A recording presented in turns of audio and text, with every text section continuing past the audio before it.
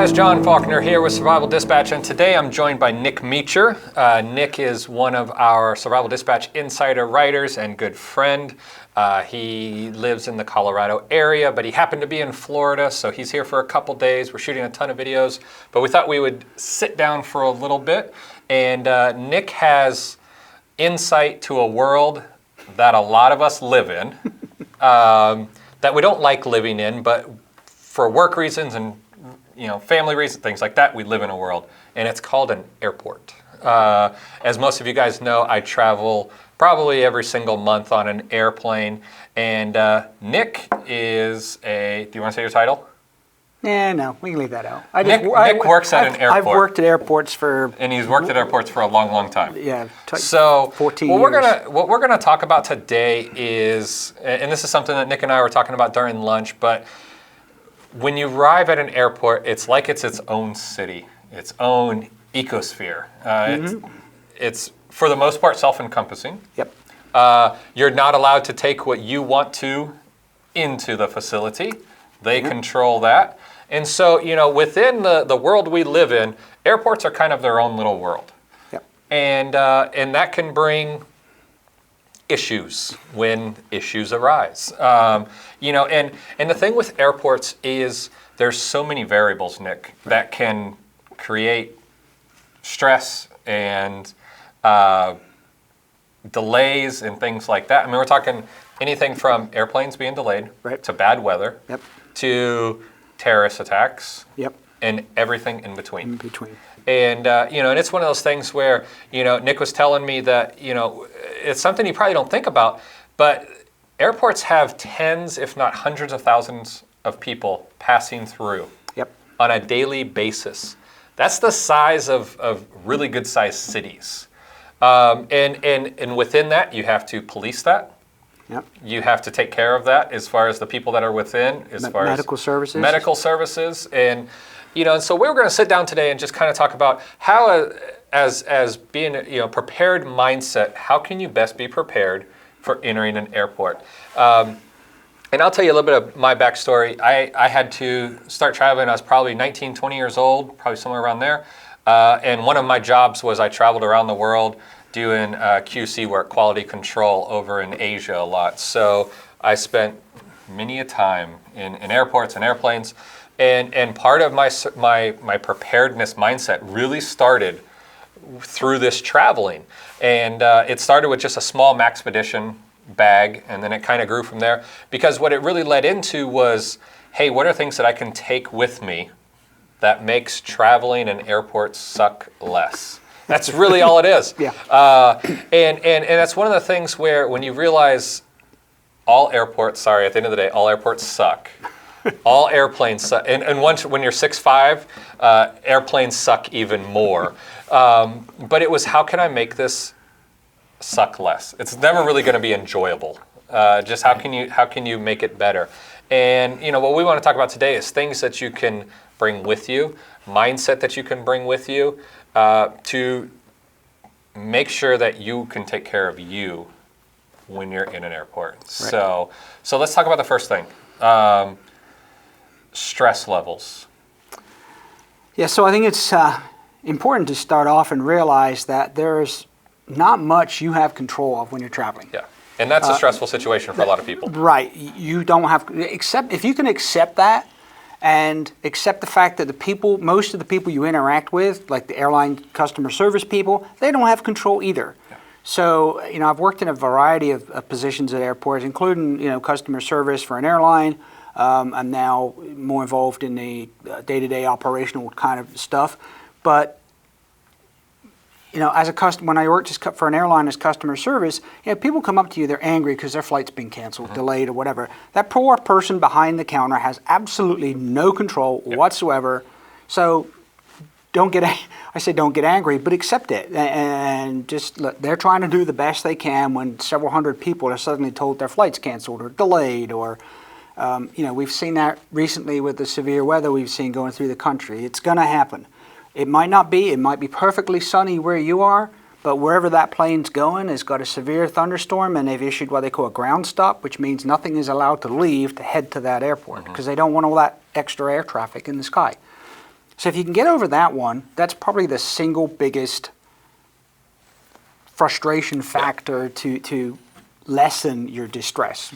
And how often, or suck less, as you I'm going to say, it. living in an airport, how often do police and stuff have to be brought in order to deal with people that they've just lost it?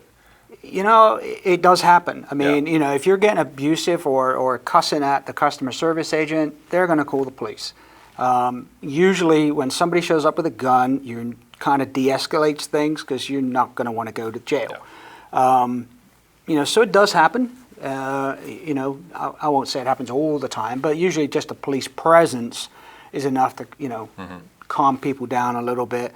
You know, but there are people that, you know, the plane gets diverted because somebody's got, you know, obnoxious, for want of a better term, on an aircraft. And, you know, that, you know, you're on an aircraft with 140 some other people, and you're the one person causing that plane now to get diverted because you've been abusive towards a flight crew. You know, that's a lot or of you're money. one of the other 140 people like I have been, and your plane just got diverted to a city you didn't want to go to. And like, now you have no flight to the city you wanted to go to. And that happens. I mean, it can be a medical emergency somebody's having, so they're going to divert the plane. You know, all the airlines contract with a aeromedical, basically a doctor that they consult with, who decides whether or not that issue needs the plane to divert to the nearest airport. And that could be the middle of some place that you've never heard of in a state. You're like, where the heck's that state?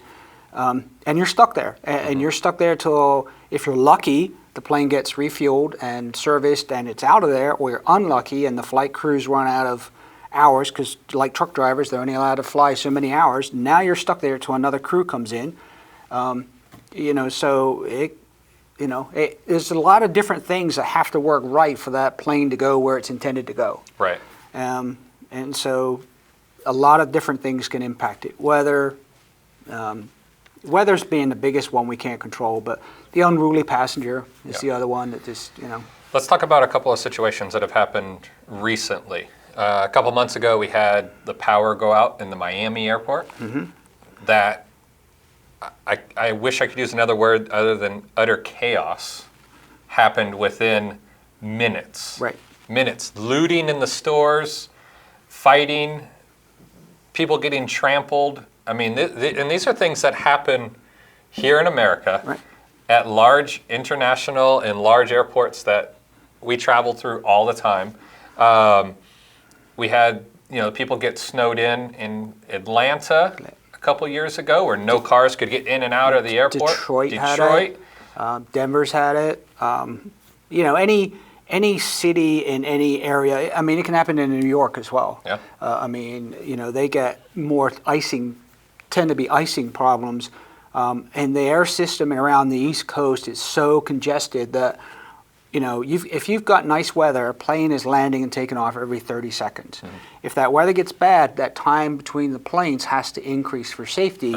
And so now everything's delayed because the schedule's based on a plane going and coming every 30 seconds. So anything that interrupts that, chaos ensues. So when we start talking about, if you found yourself in a situation that you had to stay in an airport, let's talk about some gear that you can have on you to really help it. And this could be, hey, you were supposed to be on the last flight for the night, and it just got canceled. You know, I've had that happen where I've had to sleep in airports till the next day because there were literally no more planes leaving the airport. It could be a weather delay. You know, some gear that I always bring with me. Number one, I don't care where I'm going or what time of the year it is, I always have a jacket in my bag, because planes are either 90 degrees or 30 degrees. I don't know why, but thermostat, get a Nest on there or something. But I always have a jacket with me because I've also used it as a pillow. I've used it as a blanket in the airport. You know, I always bring, I was telling Nick, I always have some beef jerky, some Skittles, and a Snickers bar in my bag.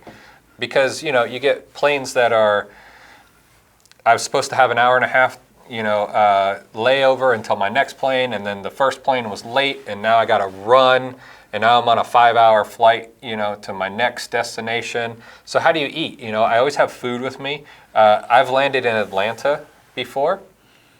I was the very last flight in, and I was like, oh, I'll just get food at the food court when I get there. Closed. Only to realize every single food place in the whole place was closed. Right. So I just went to sleep. Yeah, so that night with no dinner. Most airports, they try to work with their concessions people that if they've got late flights beyond their normal close time or downtime to try and stay open. But, it's not a guarantee. So, and then we mentioned power. So if the power goes out, I'd challenge anybody now to name a place that they could go to pay cash where they would actually take it because they know what the price of something is. Because nothing has unless it's like the corner 7-Eleven from out in the middle of nowhere, that's still got sticky labels on everything of the prices. So without power, you can't buy food. And the one, I want to say it was 2 years ago now, Hartford Jackson, they had a rat chew through a power cable, took out the power for the entire airport for 11 hours. 11 hours, it's not like a little interruption, that's a big interruption.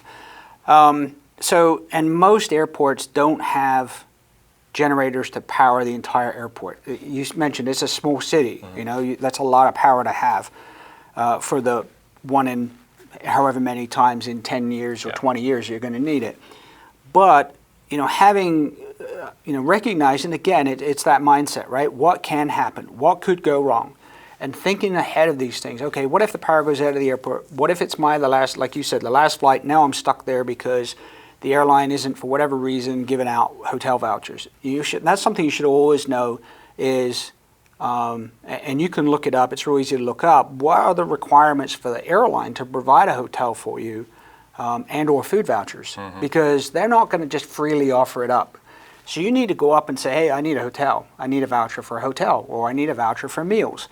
And that's when you can get into that discussion, because if you go up and it is the requirement that they have to meet, then they have to do something.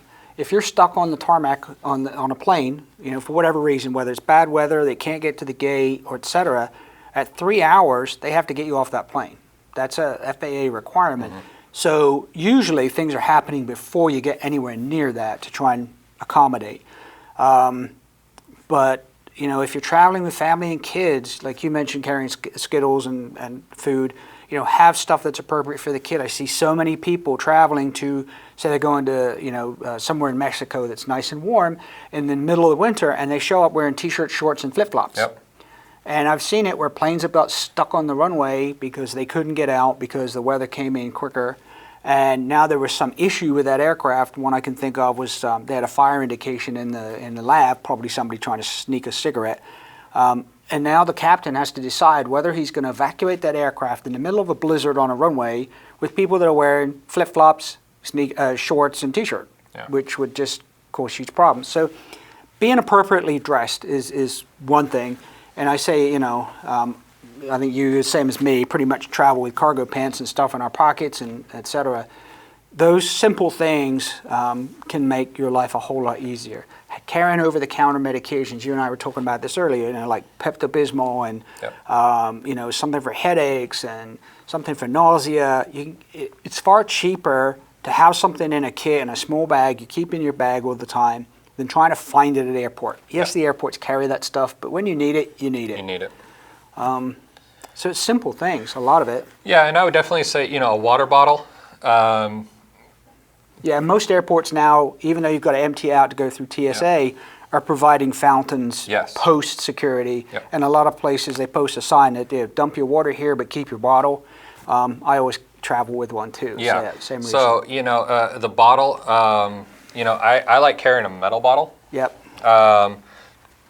It can be used for many different things. I'll leave that to your imagination if need be, if something were to happen post-TSA inspection. But, you can fill that thing up, and it's one of those things where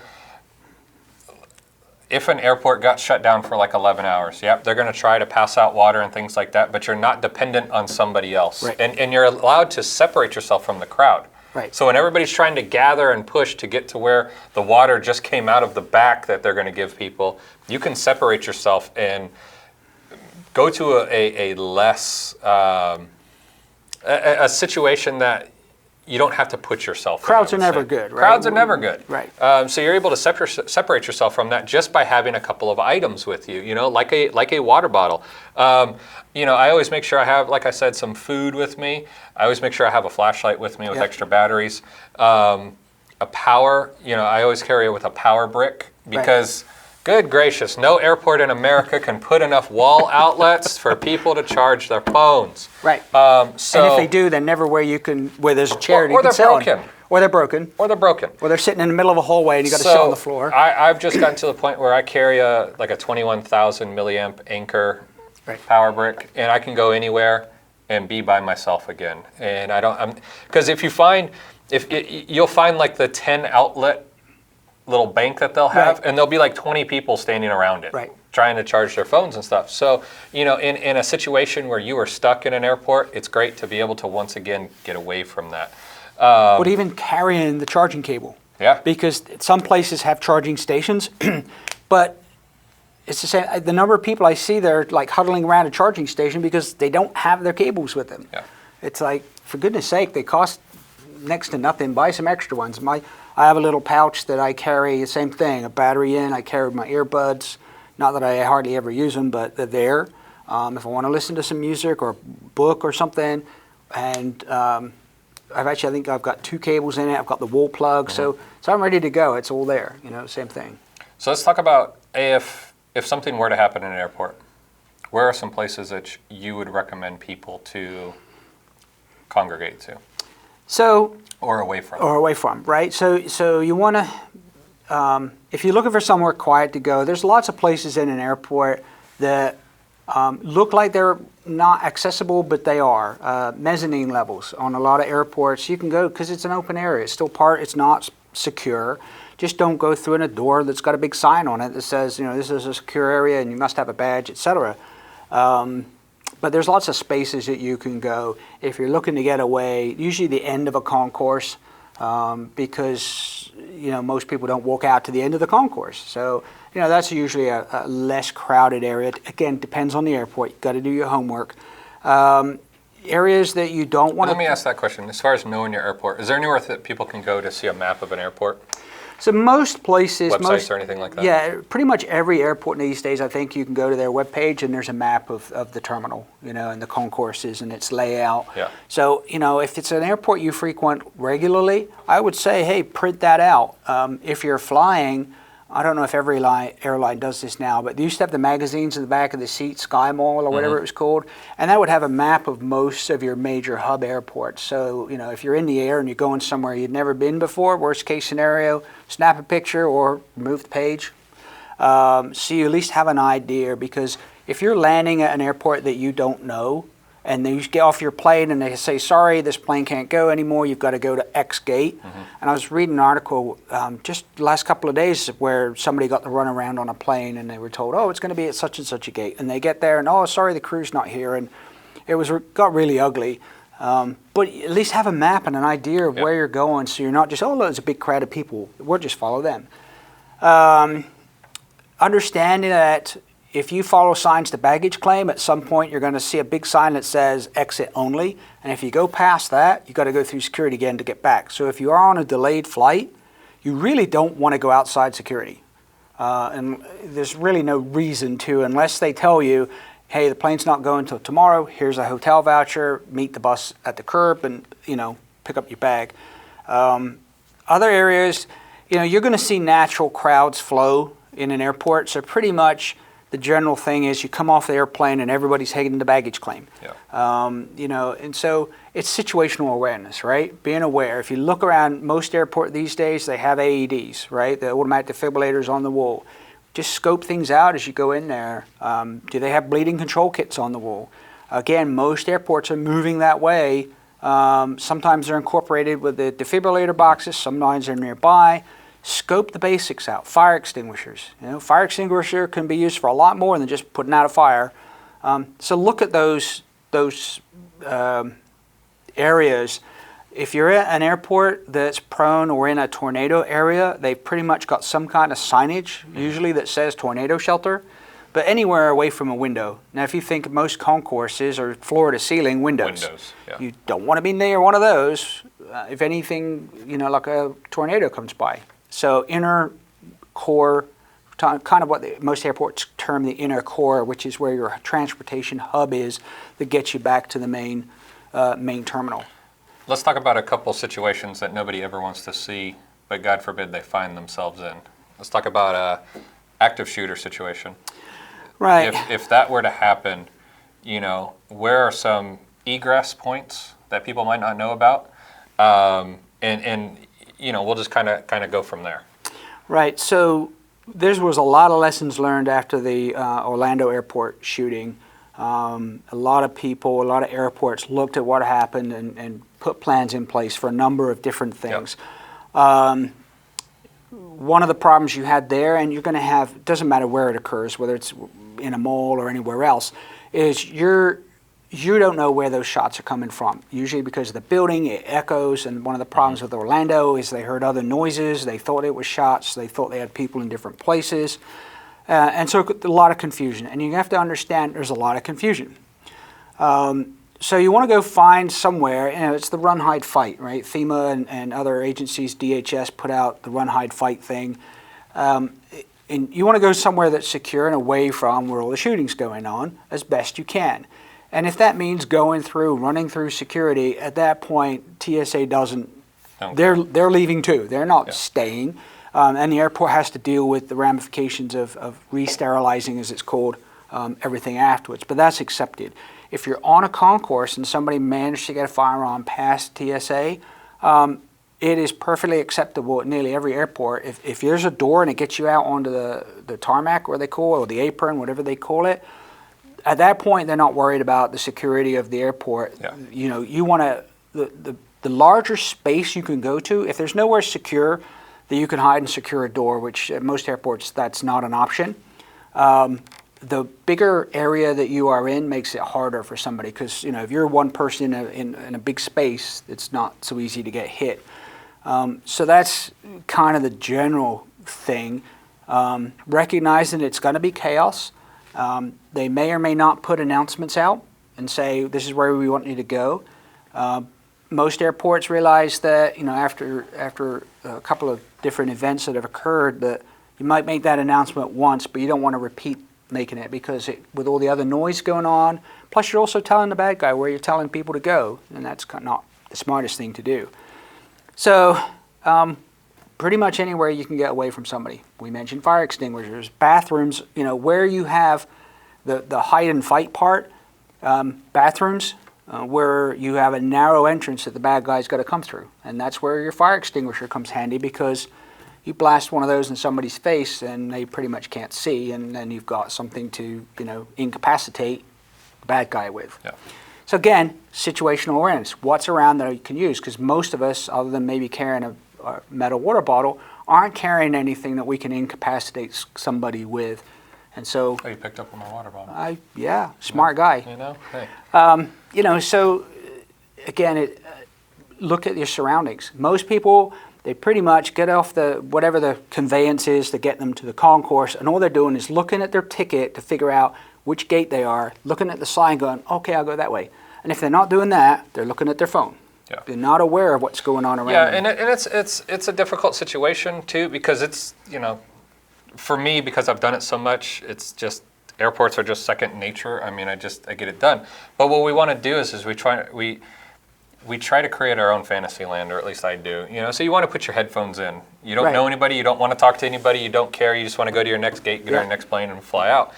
But it also it takes away that situational awareness, and it makes you very tunnel vision. To where you don't even see other people walking around you or things like that. No, I've had to do the avoidance things many times walking through the airport, and there's somebody just...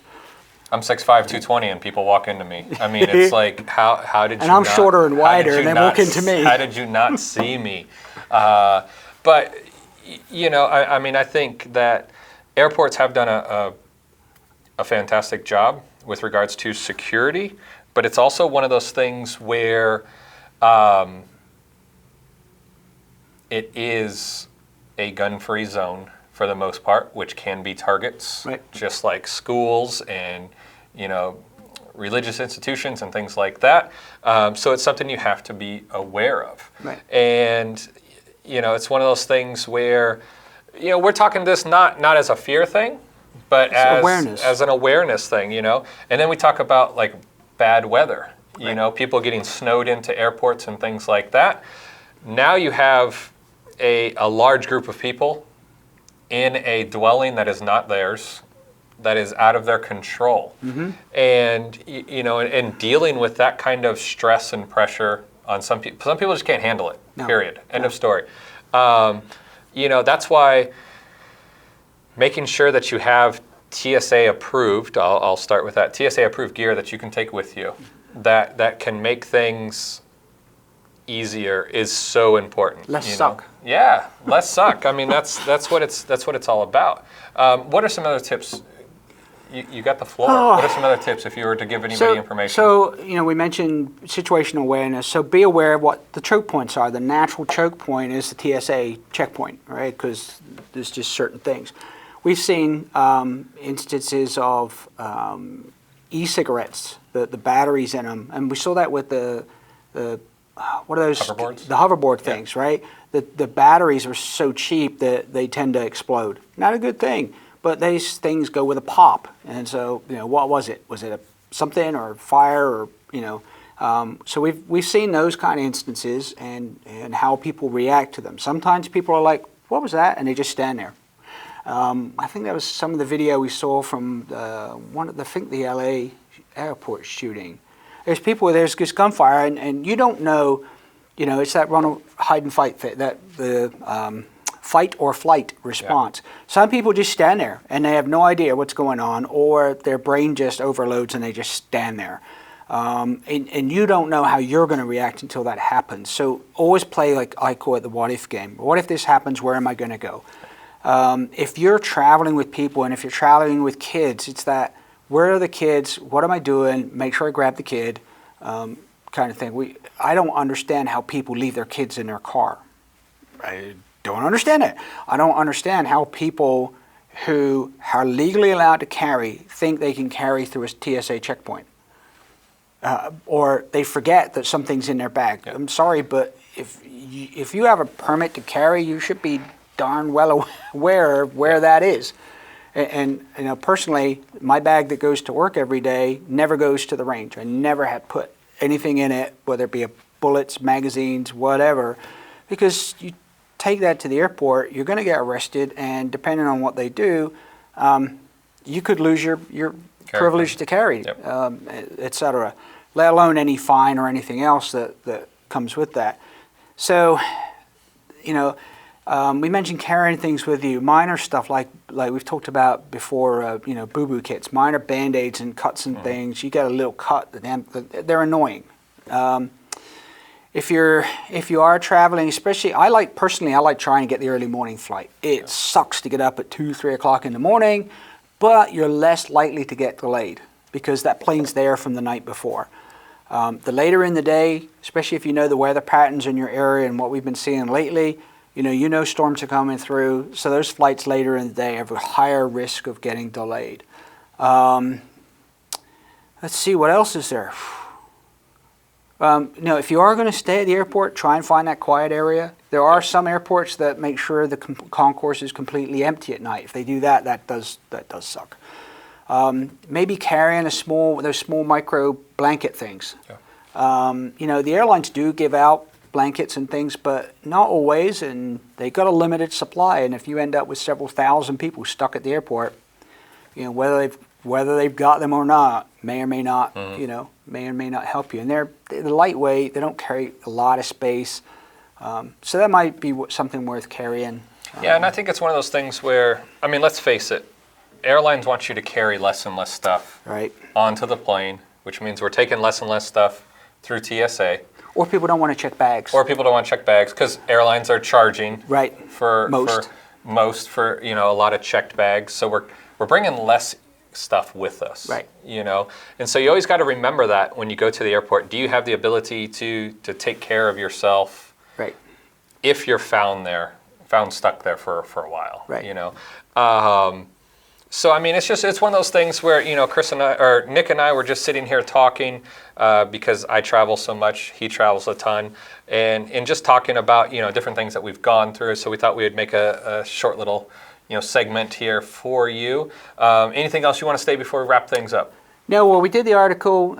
Nikki's trying to pinpoint. Oh, yes. So we did the article 2 months ago, I think, 3 months ago, on surviving a plane crash, and a lot of the articles in there.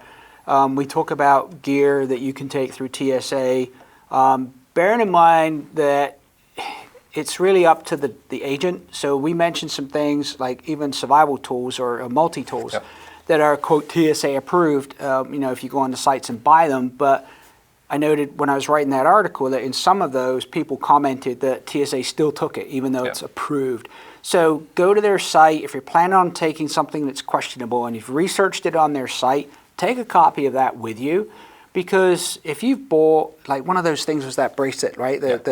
I can't think what it was called. The Leatherman? It's a Leatherman bracelet. Leatherman, that is not cheap. No, it's they're like a couple $100. Couple hundred bucks. Yeah. And I saw on there that somebody had it confiscated.